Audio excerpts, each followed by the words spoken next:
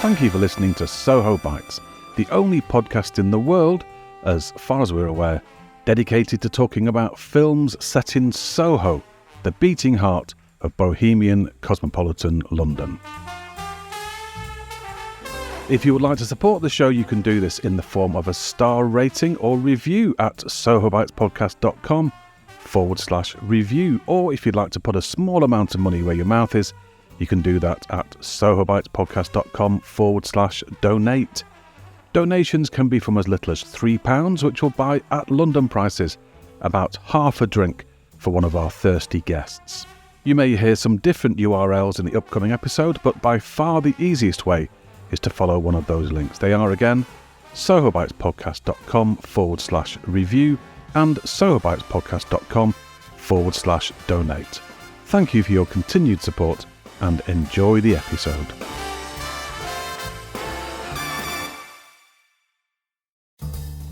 Hello, it's the Big 4-0. Welcome to episode 40 of Soho Bites. Soho Bites is the podcast in which we talk about Soho and the films that are set there. I've changed the strapline, do you notice? My name is Dominic Delaghi, and according to ChatGPT, oh yes, I'm very up to date, the area that Soho covers is only 0.9 square kilometres, which is quite small. My AI robot friend also defined for me the boundaries of Soho used in this calculation. The generally recognised borders of London's Soho are: to the north, Oxford Street; to the east, Charing Cross Road; to the south, Shaftesbury Avenue; to the west, Regent Street. However, the exact boundaries of Soho can be somewhat fluid and subjective, as the area has a long and complex history, with many overlapping neighbourhoods and districts. Some people might include parts of Covent Garden, Fitzrovia, or Mayfair within the broader definition of Soho, while others might draw the boundaries more narrowly to focus on the heart of the neighbourhood around Wardour Street and Old Compton Street. Ooh, you sound sexy. Maybe we could meet for a drink on Wardour Street or Charing Cross Road. Anyway, I'm amazed we've managed to contrive connections between such a tiny area and 40 films, and counting, because according to my official Soho Bites list of Soho films, there's at least the same number again just waiting to be done. So thank you for listening so far, and don't go away, because there's plenty more where they came from. Now, Soho has of course been at the heart of the UK jazz scene for many years, and at the heart of that heart is the greatest and most famous jazz club in the world, which, as you know, is Ronnie Scott's on Frith Street. The club we see there today has been there since 1965, but is actually the second iteration of the venue, as Ronnie and his business partner Pete King opened the first version on Gerrard Street way back in 1959. And as this is our jazz-themed episode, I was delighted to be able to conduct both interviews for this show at Ronnie Scott's one quiet Friday morning before it opened. That's thanks to a very nice fellow who works there called Paul Pace. Thank you, Paul. The film we're talking about today is All Night Long from 1962 and stars Patrick McGoohan, Richard Attenborough and a multitude of jazz greats. It's a retelling in a jazz style of Shakespeare's Othello, so fittingly, my guest for this is a composer for both theatre and film, friend of the show, Gary Yershin.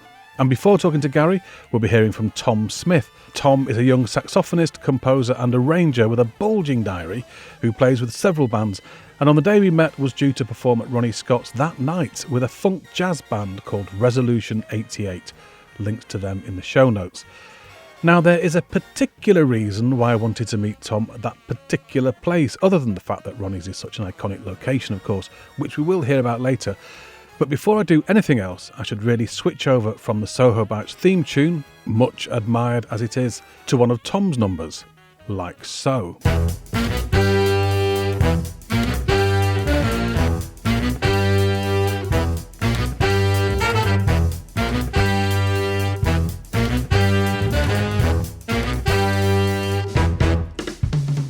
This is Swansea Uproar by the Tom Smith Big Band, just one of his many musical ventures.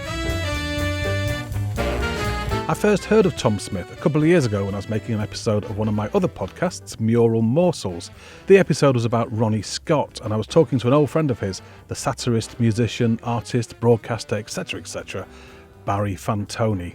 Such a cool name. I wish I was called Barry Fantoni. Barry told me about Tom and about his admiration for his abilities as a player and composer, and went on to tell me an amazing story about the connection between Barry, Tom and Ronnie Scott. I've clipped that portion out of the original programme and included it in the upcoming conversation with Tom, a conversation I kicked off with a horribly lame question. What's it like to play at Ronnie Scott's? Does it feel like a special place when you're there? Oh, sorry, must do better.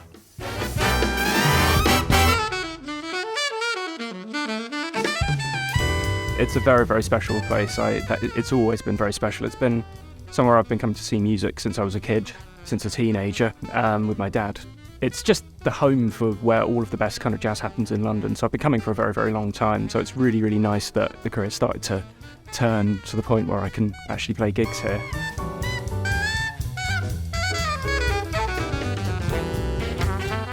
And it's got such a place in the kind of internationalising of jazz in England, bringing over American artists and sending English artists over to America before they knew that we could play jazz. Who are your musical inspirations from your childhood? Well, I was brought up listening to a lot of jazz from the 60s. So a huge amount of Blue Note records, a lot of Cannonball Adderley, a lot of Charlie Parker, a lot of Coltrane, Miles, Hank Mobley, that kind of era of music. So definitely the kind of swing, groovy 60s angle is where I kind of came from when I was growing up.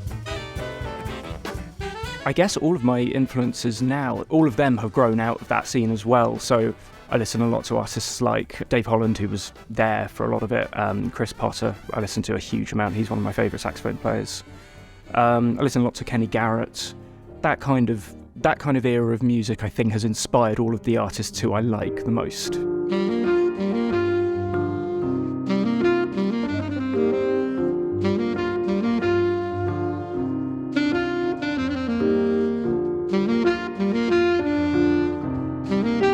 I don't know a lot about jazz, really, but I get a bit flummoxed by the categories and the subcategories and all the different divisions.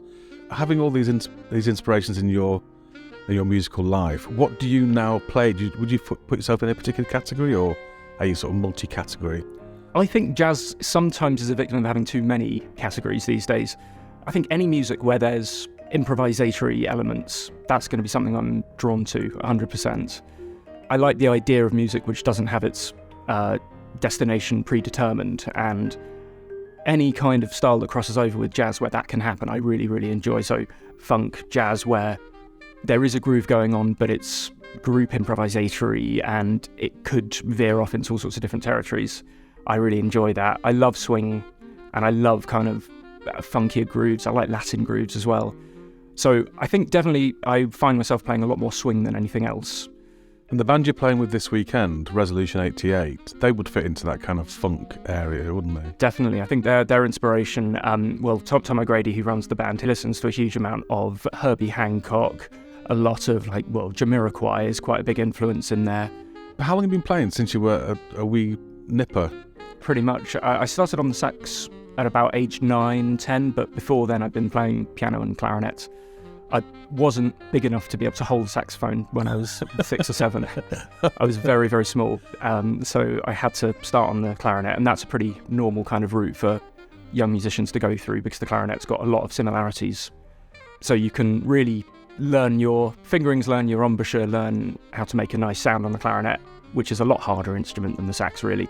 And then when you're big enough, you can move over, and then the sax becomes a lot easier to master. I think I was able to start going in with my grades a lot sooner than I would have done otherwise. It's been about, that's going to be nearly 16, 17 years of playing the sax now. And you were a finalist in the BBC Young Jazz Musician of the Year twice? It was amazing because it was the first time, and this would be in 2014, it was the first time the BBC had opened up the competition to jazz artists. As a kid, it was a programme I'd watched a lot, and it was something I'd always wanted to be, something to strive to do. But I was fully playing jazz from when I was 10. I'd never studied classical music at all. So that was kind of always an avenue that I knew was closed because I couldn't hope to get anywhere close to being able to play that music properly. But in 2014, they decided finally to open it up to jazz musicians, which was a really, really fantastic idea, and they absolutely executed it perfectly. They got us all playing with Gwilym Simcock Trio, and Gwilym's one of the most phenomenal pianists around, and they invited us to just bring whatever we wanted to play with the trio, which as an 18-year-old was incredibly daunting because it was being broadcast, of course, and we had to play in this amazing hall in the Royal Welsh College of Music and Drama to a huge audience, and never done anything quite like it before. And I think it really sort of kick-started how I felt like I wanted to start presenting my own shows and thinking about my own kind of music.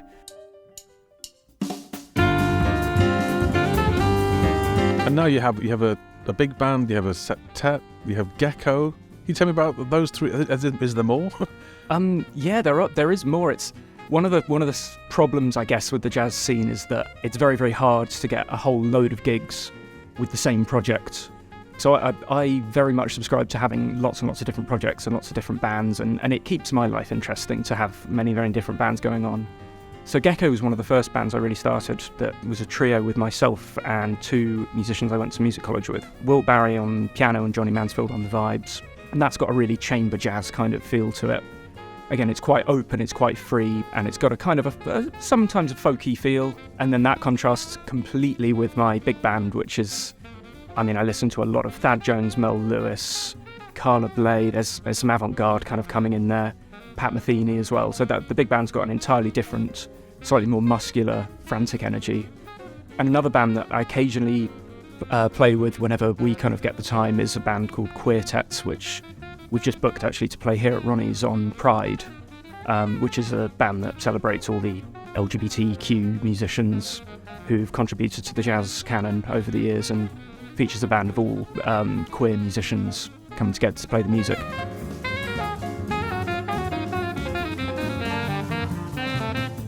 The reason I heard about you in the first place was because of another podcast I do called Mural Morsels. I'm going to play a little clip for it actually, and this is how I first heard of you, and it's why I wanted to meet you in Ronnie Scott's. So let me just cue this up. This is a little section of a Mural Morsels episode in which I spoke to Barry Fantoni about Ronnie Scott. When Ronnie died in suspicious circumstances, by that I mean they're not sure whether he died naturally or killed himself, nobody bothered to look for his saxophones. And later Pete found them all under Ronnie's bed. There was a king baritone, two tenor saxophones, two altos that belonged to his dad, and an alto that belonged to Ronnie. And they put them up for sale at Phillips, the auction house. And I saw in the paper that morning that they were going up, and I went along, and it was extraordinary. The sale was advertised as rare musical instrument sale. I expected that every jazz musician in London would be, and I would be a spectator. There was Stradivarius violin for sale, for example. Really, really old guitars that were worth hundreds of thousands of pounds. And stuck in a corner was all Ronnie's saxophones, a whole kind of lot 8. And so it's a guy, and now lot 8 is saxophone on to late Ronnie Scott. They have a bit of £100 for the collection. Selling as a job lot, not selling in the... Yeah, selling as a job lot, right. Yeah. So I said, so I put my hand up £100. No one else was there. Any advance? No. So I got all Ronnie's saxophones for £100. Pulling my leg. Seriously? No, seriously, they're worth thousands. The baritone itself is worth £7,000. I sold the baritone to a friend, and it's interesting that Tommy Smith was runner-up of last year's BBC Young Jazz Musician of the Year. He's one of the best players in Britain, and I'm so impressed by Tommy's playing that I bequeathed Tom Smith all Ronnie's saxophones, and he takes them out on gigs. He's repaired all his father's saxophones so they're playable. And Tommy's dad, Steve Smith, runs a company called True Call, and he invented a system which stops cold calls coming into your home. And he's made absolute millions from this. And he brought Ronnie Scott's old jazz club sign. So when you go to Steve Smith's house, you see Ronnie in the kitchen, you see Ronnie Scott jazz club sign, and you can hear Tom Smith playing his tenor. So, you are the owner of Ronnie Scott saxophones. It's quite bizarre. But yeah, a few of them anyway. I think there's lots that he's played that are around in different people's hands. I think Alex Garnett, who's the saxophone player with the house band here, I think he owns one of them as well. But yeah, Barry's story was just crazy about winning them in an auction.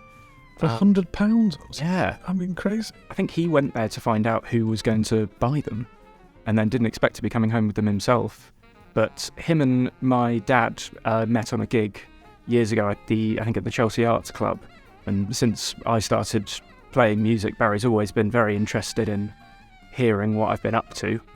Then he decided he wanted to sell the horns because I think they weren't being used and he'd much rather have them being played regularly. So we decided to buy the baritone saxophone from him because I hadn't owned a baritone sax at that point, and I was really interested in it. I'd loved playing it whenever I'd been able to borrow one, but I'd never owned one. And this was a great opportunity to own a piece of history, so we decided to buy it off him, and it started getting a lot of use. I play in a lot of big bands around whenever I can. I really love the sound of it. And then very, very generously and kindly, and without even realising it was going to happen, he came over and he let me use all of the horns. So there's 2 alto saxophones, there's a tenor saxophone and the baritone sax, and the altos belong to Ronnie Scott's father, and one of them was manufactured in the 20s. I mean, it's got this beautiful, sweet sound, and it's so perfect for playing any kind of sort of dance band style music floating on the top. The vibrato you can get from it is just so wonderfully idiomatic of the period. And then there's another horn which I think might even be from like the 1890s, maybe the 1880s. I can't even identify it. It's not playable at the moment. I mean, I don't want to make it work because it's in such a beautiful state. The pads they're from the beginning of the 20th century easily. They're all chipped, they're all broken. In a way, it's like a museum piece. It's got all these extra notes, all these extra buttons that don't exist on modern horns. Wow. So what do you need to do to make it playable? We'd put modern bits of plastic pads on? Yeah, we'd have to. I mean, I'd have to find one of the best repairers in London. They'd have to custom make a whole load of the parts to fix it because they don't make them like that anymore. All the pads are going to have different diameters, circumferences. There's springs that have not been used since the manufacture of that horn. I mean, it's an incredible piece of kit. It's a huge responsibility to have those, to be at the hold of that history, isn't it? I absolutely agree, yeah. And when you're playing those horns specifically, you definitely feel the history that is within them. I would say especially the baritone, which I haven't found any recorded footage or audio of Ronnie playing it yet, which is a bit... I'd really like to find it because I really want to hear how he sounded on it. But it's completely also bizarrely made, this one. It's got all strange mechanics on it that you don't find on horns that have been made since. Even for the 70s, it was quite a strange piece of kit. But it's got this incredibly huge sound. And when we bought it, it came with all of the mouthpieces that Ronnie used as well. So his spit has been infusing. Nice. The sound of the horn is just quite something else, and you can really feel the history when you're playing it. And it's amazing to be using it in Soho, in the venues around Spice of Life, at the Pizza Express, at Ronnie's, wherever I get to use it. It definitely feels like a lineage that I'm part of. I would encourage you to go to the show notes at sohobitespodcast.com, where you'll find links to Tom's social media, his website, and many examples of his music. This is being recorded after his 2 gigs at Ronnie Scott's with Resolution 88, but there will be many, many more. Follow him on Twitter to stay up to date. Thank you to Tom Smith for coming on the show. It was a pleasure to meet you, sir, and yes, I would like a couple of tickets to your next gig. Thank you very much. But it's not goodbye, because Tom sticks around to join in the film chat in just a few moments. Hello, this is what's known as a mid-roll ad. It's one of those annoying interruptions that's inserted retrospectively at just the wrong point. And the reason for it is that Soho Bites takes up hours of time every month, and I'm hoping you might be able to support the show. There are 2 ways you can do this. One is for free, and it's to leave the show a star rating or kind review. You can do that at sohobitespodcast.com/review. Or if you'd like to assist financially to help cover our costs, you can do that at sohobitespodcast.com/donate. Thank you very much. Apologies for the interruption, and back to the episode.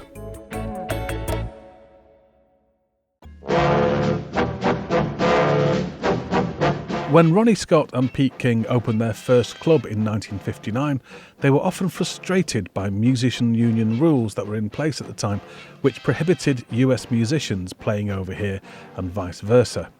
To everyone's great relief, these rules were relaxed in the early 1960s, due in no small part to the efforts of Pete King, which meant that British musicians could perform in the States and Americans were free to perform here. The first of these American visitors to Ronnie's was Zoot Sims, and over the years the club hosted all the greats, including Ella Fitzgerald, Dizzy Gillespie, Count Basie, Charlie Mingus and Dave Brubeck. These are the people that characters in today's film, All Night Long, would call the big boys. All Night Long was made just a few months after the ban on American musicians was lifted and takes place over the course of one night, a night on which the big boys are in town. And because the big boys are in town, the well-heeled jazz enthusiast, the Honourable Rodney Hamilton, played by Richard Attenborough, has laid on a party in a warehouse he keeps especially for that purpose, as explained by Cass, played by Keith Michelle. Hey, Cass, is this the place? Yeah, this is the Honorable Rodney Hamilton's pad number 4, known as the warehouse. Suivez moi. Wow, this is Spook City. I don't like it. It's weird. I thought you said this guy was rich. Rich. He's loaded. A townhouse across the river, a shooting box up north, a villa down south. You name it, he's got it. But why here? What is this? Haven't you heard, honey? Jazz is noisy. You can't have an all-night session in Mayfair. Oh, I get it. Amateur night. Oh, no, Rod's okay. A real jazz buff. Whenever the big boys are in town, he lays on a party. The party has a dual purpose though. It's also a surprise bash to celebrate the 1-year anniversary of the marriage of the band leader, Aurelius Rex, played by Paul Harris, to his wife, the retired singer Delia Lane, played by Marty Stevens. As the great and the good of the early 1960s jazz world arrive for the festivities, all of whom are playing themselves, including Tubby Hayes, Charlie Mingus, Dave Brubeck and Johnny Dankworth, but without his wife, Cleo Lane, we meet Rex's drummer, Johnny Cousin, played by Patrick McGowan. Despite wearing a pork pie hat, which, as everybody knows, is the king of hats, Johnny comes across as shifty and egotistical. He has a relationship with his wife, Emily, played by Betsy Blair, which borders on the abusive, and he is brutally ambitious.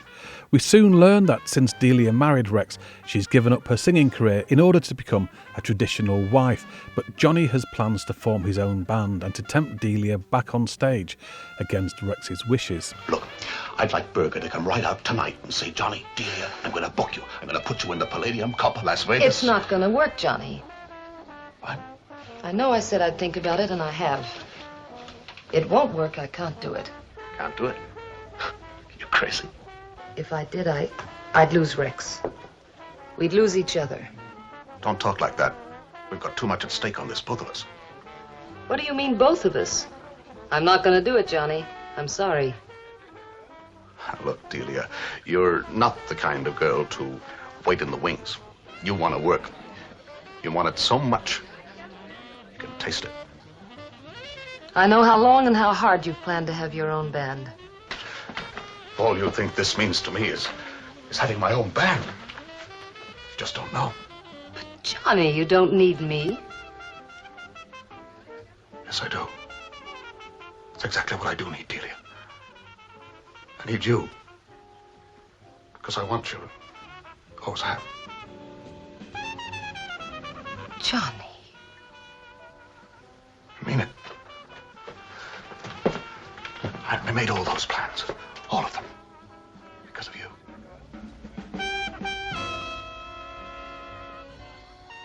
Johnny, I like you. But don't talk to me like this again, ever. Now we'll forget it, all right? Johnny has made some financial commitments, which means that he will be in deep trouble if he can't convince Delia to join the new band, and has already lied to the powerful booking agent Lou Berger, played by Bernard Braden, by telling him that Delia is on board. He now spends the rest of the evening manipulating Rex, Delia and their good friend Cass, attempting to convince the deeply paranoid Rex that Delia and Cass have been having an affair. The logic, I suppose, is that if Rex and Delia separate, she will join his band, and to hell with the consequences for anybody else. I should probably mention that Rex is black and Delia is white, and those of a literary bent may have recognised the story by now as being based on that of Shakespeare's Othello. In this version, Othello and Desdemona are Rex and Delia. The conniving Johnny is the modern equivalent of Iago. Cass is Othello's loyal lieutenant Michael Cassio. And in this jazz version, Roderigo becomes Rodney Hamilton. Tubby Hayes is Tubby Hayes. And the locations too have been transposed. Although Othello starts in Venice, most of the action then takes place in Cyprus.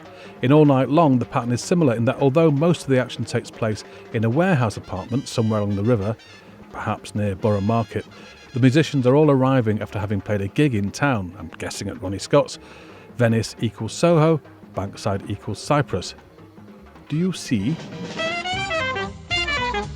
All Night Long was directed by Basil Dearden, who had a track record of making social issue films which dealt with subjects such as racism, homophobia and juvenile delinquency. Odd then that the fact of Rex's race is hardly mentioned at all in the film, and what racism is on display comes all from the mouth of one character, you can probably guess who, and is relatively subtle. As you will hear later in the discussion with Gary, the film has its roots in an American screenplay, and many of the people involved had fallen foul of Joe McCarthy's Committee on Un-American Activities, and this perhaps accounts for an attitude to race which is surprisingly matter-of-fact for a British film of this era. The big selling point of the film back in 1962, though, must surely have been the list of major jazz stars who make appearances. Backed up by less famous but equally notable musicians, including Alan Ganley, who was at that time one of Ronnie Scott's in-house drummers. The music runs throughout the film, either as ongoing incidental music or as a series of standalone performances in interludes carved out of the action. Alan Ganley is not the most obscure musician in the film, though, by any means. And when I first considered doing All Night Long some time ago, I heard a rumour, I can't remember where I heard this or who told me, that Chaz and Dave are in All Night Long as very young session musicians. I've been through it with a fine-tooth comb with my finger hovering over the pause button, but I've not been able to spot them yet. If you're the person who told me that, or if you think you can identify them, get in touch. I would love it to be true, but I fear it's not. Okay, it's now time for me to tell my Othello joke. Clutch your sides in anticipation. What do Othello and popcorn have in common? They're both very Moorish.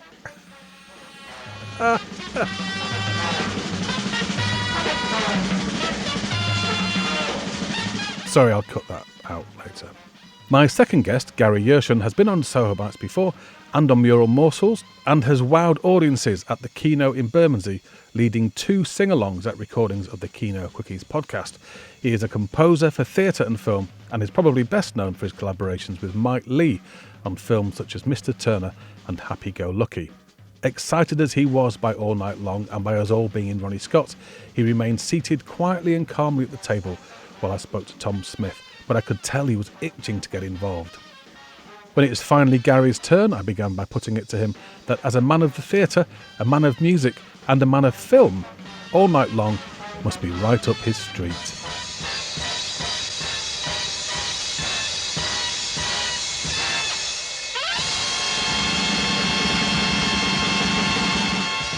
Well, it's certainly very interesting looking at all those actors and listening to all that music. All of that's very gratifying. And I'd seen it years ago, but I'm so glad you asked me to revisit it. It's full of interesting things. I mean, Patrick McGoohan, for example, who, since the film was made, became a legend because of The Prisoner. And as a difficult person as well. He's quite renowned for being quite difficult, isn't he? I don't know. I mean, you read these kind of things. He certainly wasn't difficult in the kind of Richard Harris way, where he wasn't like that at all. He was married to his wife throughout, children, seems to have been a very ordinary guy on one level. But I think he was quite into controlling the stuff that he was doing. He wasn't just a turn up and perform it actor. He wanted to have much more input than actors of his period were wont to get. Patrick McGoohan is kind of the lead, isn't he? If there is a lead, it's not really Richard. It's not Dickie, is it? It's not. It's an odd situation. It's based on Othello, and Othello, as you might think, is about Othello. So the guy who's playing the Othello figure, who's an actor called Paul Harris, you would have thought was the centre of the film. And in a way, his decisions and the moves he makes are the important moves. As in the play, it's really Iago you watch, and that's what McGowan is playing. He's playing the baddie. Yeah. It's a very twitchy, weaselly performance. I think he's great in it. I love big performances in films, and he's big. Actually, everybody's is. I think only Richard Attenborough, whose part is weird.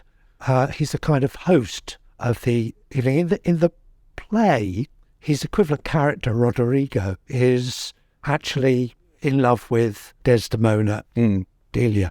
But that's completely rooted out, and he's really just a function of... brings it all together. Yeah, it's quite a non-part, really. And it's a bit odd he accepted it, because he was already quite a name.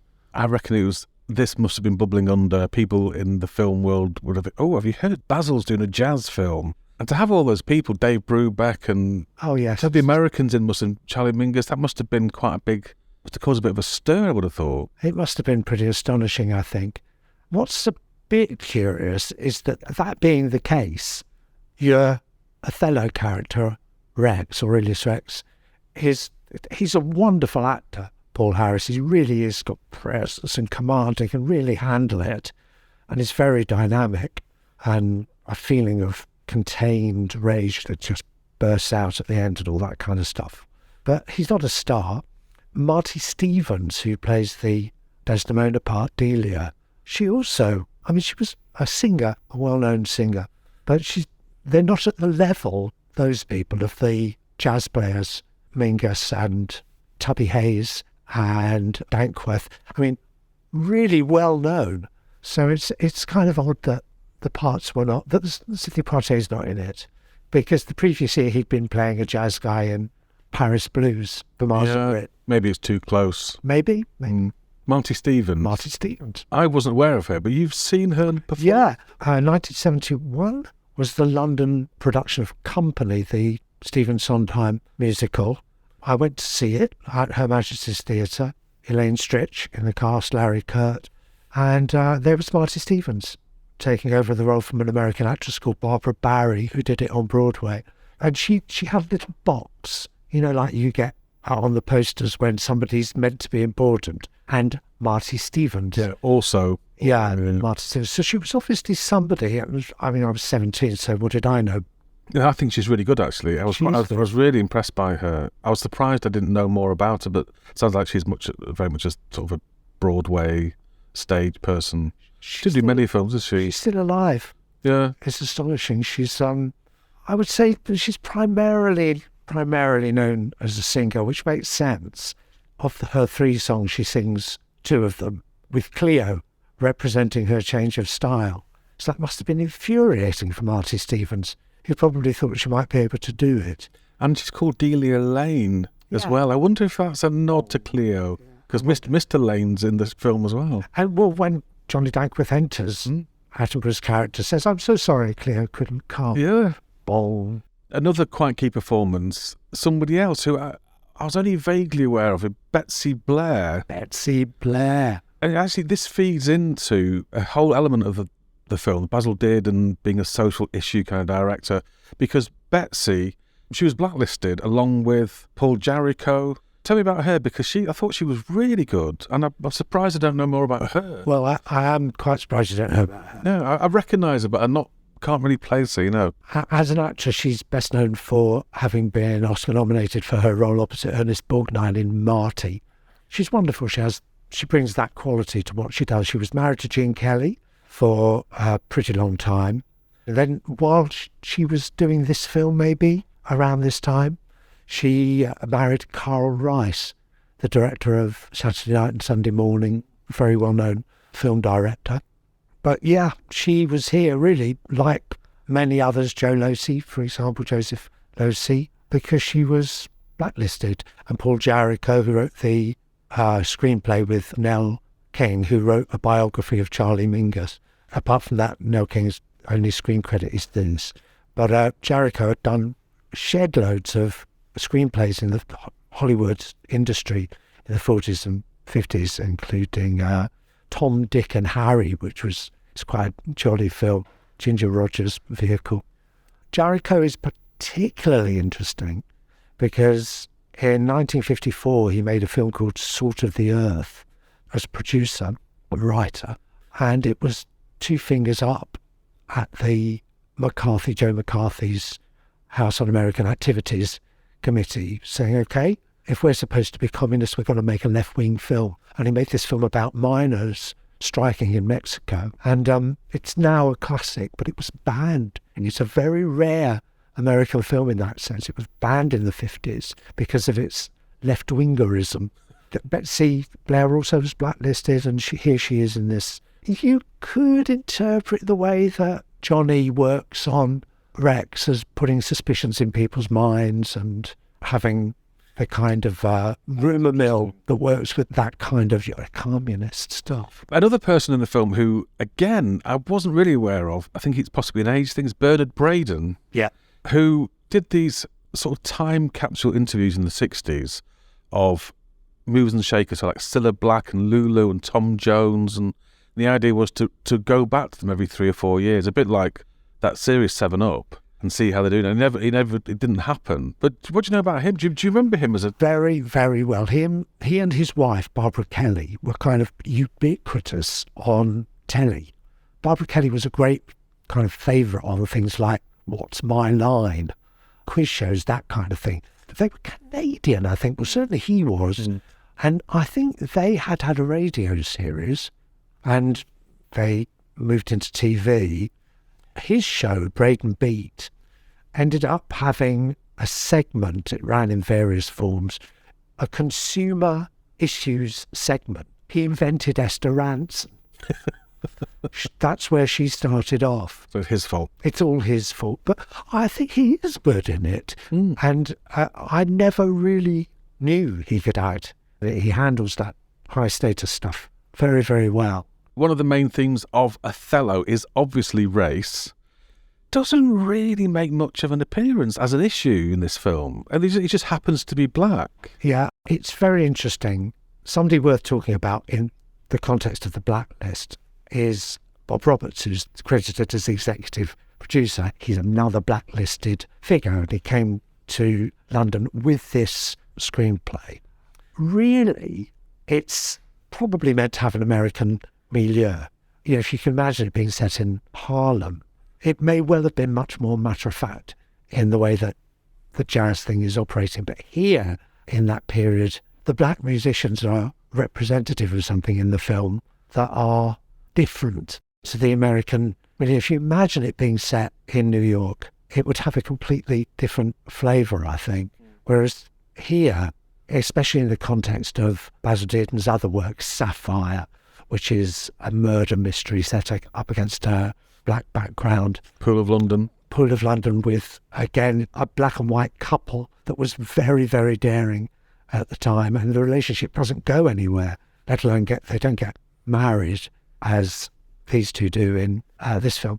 This has moved on, I think. If there is a matter-of-factness about it, you do feel, with a couple of remarks that Johnny makes, Patrick McGowan's character, that he's a racist. You just get that a little bit. He makes a remark about he would do anything, even go to South Africa. And yes, that's the only thing I've noticed, actually. He said he'd do anything even go to Johannesburg or something. And white jazz musicians, you can squeeze us into the number of us into a telephone. Yeah. So he makes specifically racist remarks.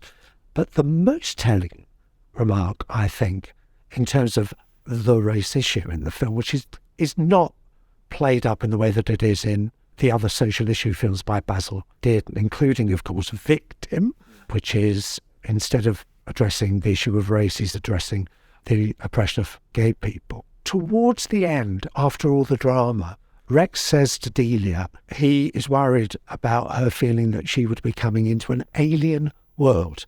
And I think it's difficult to know what he means. She's already in the jazz world. He must mean a multiracial marriage. That, right towards the end of the film, is the kind of social concern moment. And it's expressed in a very emotional, but also quite covert way. And it contrasts heavily with, say, Pool of London or with Sapphire, where it's absolutely in your face. Or Paris Blues, American film set in Paris. the previous year, absolutely those issues are out there. You think that's what makes Rex so paranoid, and but is so that making her give up her career? Yeah, I mean that's a gloss that we can put on it now, with a feminist perspective, that it just wouldn't have existed at that stage. She's doing what women did. She's doing what women did, and from our perspective, it's a bit weak. I wanted to mention Maria Velasco, who plays Benny, who's the character. The other black woman who's in a relationship with a white man. She's absolutely terrific, Yeah. and I can't find anything about her. She's got a credit for being a pianist in some other film. Can't remember the name of it, but I guess she's part of the musical world of London, and she's disappeared. I don't know anything about her at all. So if anybody does know, I'd be very interested to. Oh, hold on a second. I'm going to switch his microphone on. Tom is still here, and he thinks he might know something about her. Well, not particularly about her, but I just thought while we were talking about the race relations in the film, something that struck me was about most of the musicians that we see in the film, of the American heroes and the English heroes, most of them are white, and we listen to a lot of music that has been written by the white members of the band. And one of the moments when we see Rex trying to figure out what's going on, he sits down at the piano and he plays Mood Indigo, which is a Duke Ellington, Billy Strayhorn composition. And it's one of the only times we hear a black piece of music. And one of the other moments at the very beginning is that we see Charlie Mingus is like the first musician. He's already sat in place on the bandstand. He doesn't really get as much of an introduction as all of the other musicians when they come in. So there's possibly like a very passive bit of background racism going on, with not the sort of unacknowledgement of black Africanness in the music. Very interesting. Could kind of be a big part of that as well, because all of the other musicians, as we've already said, when Dankworth comes in, a big deal is made out of him and Cleo Lane, and when Brubeck comes, that's a real moment when all the guests sort of notice him arriving. And maybe this kind of plays into the fact that there's not a lot of overt racism in the film, or specifically line-wise, but it's sort of there hidden in the background. Yeah, that's very interesting, because Dearden's work as in the area of social issues. There's another film called A Life for Ruth where it's religion. Yeah, and there's also the one about, is it called Violent Playground? Which oh yes, kind of like youth. I mean, these very interesting. It's a double-edged sword, because is he showing in what you've just described? Is he showing how it was, or is it just an unself-conscious racism on behalf of the filmmakers? It's difficult to know. Johnny is definitely like he comes across as a show drummer, and maybe there's a sense of the kind of music as a business kind of coming in, that he wants to be an entertainer, and that Johnny doesn't care anything about the music and the history, because he sits down and he's got his own drum skin and he's playing acrobatics all over the instruments. And that could just be like a passive racist attitude to the music, that he's not taking it in so much as a character. He's just concerned with himself and he doesn't care about the music. I mean, that's a standard trope in films about art in general, and about music also, that just represented by the Braden character, really. Do you sell your soul to go down the commercial route, or do you stay a pure artist? And I mean, it's ubiquitous in almost every film about Van Gogh or anybody. It's about that dilemma for the artist. But on Patrick McGowan's character, he apparently learned the drums for this film, and he seems quite good to me. I don't know. I think he got overdubbed by Alan. I think he got overdubbed by Alan Ganley for some of the harder bits, but you can tell that he's learned enough that it looks right on film. Yeah, it's interesting to contrast it with Keith Michelle playing the sax, because that doesn't look real at all. No, he doesn't. No. Keith Michelle had a really good career as a stage musical singer, but he had no idea how to play sax, and you can see that really clearly. At least I would imagine. Yeah. He did an okay job. That's as fair as we can say as a saxophone player. That's very distant of you to say. I would have been much ruder about it. And conversely, some of the musicians trying to be actors is quite bad. Dave Brubeck is like, "Hello, how are you doing?" It's like, yeah, but also, in fairness, their lines are appalling. Yeah. So, how do we categorise it? You categorically said it's not a musical. No. People talk about it as a noir. Do they? Thriller, yeah, which I'm not quite sure. Music is integral to the film throughout, and there's a great bit where, towards the end, where Rex is getting completely paranoid, is about to go and assault Delia, and the band happens to be playing this music that really suits that situation, and that happens all the way through. There's always, they're always playing the right music for the tone of the film, but there are bits where it's just a break for a musical number. Dave Brubeck has a whole 5-minute number, and there's 2 songs by Delia, but it's not a musical. No, I think most of the interludes, in the way that you describe them there, they take place in the first third or so of the film before the plot starts to grip.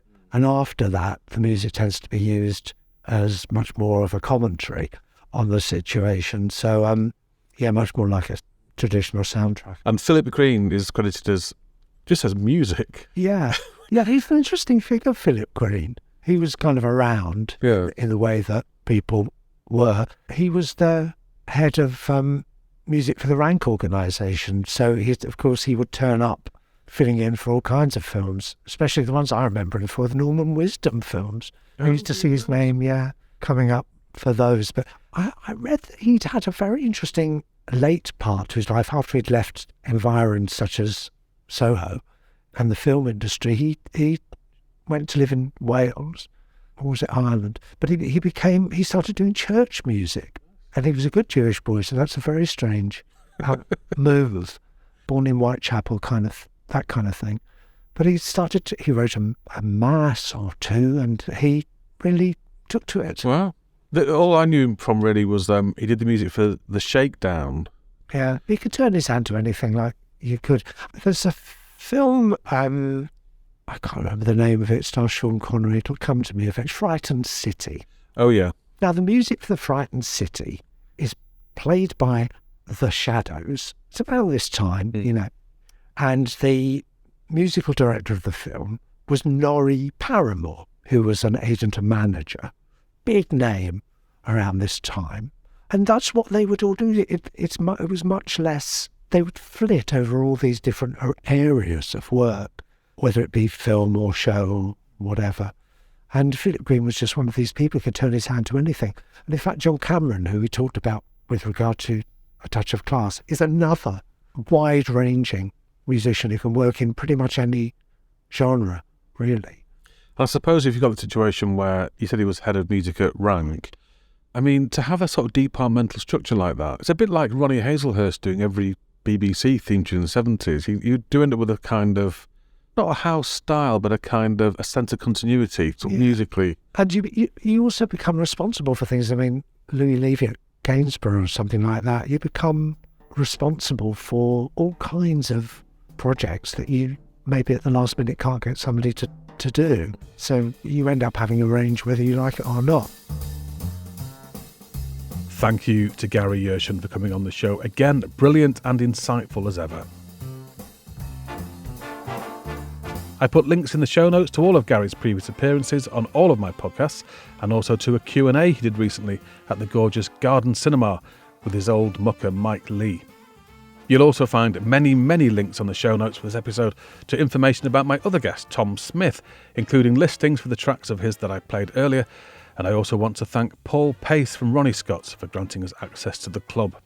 You'll find all the links you need about the film, the guest, their work, and the club, and lots of other stuff at the usual place, sohobitespodcast.com. If you want to get in touch with the show for any reason at all, you can do that on Twitter.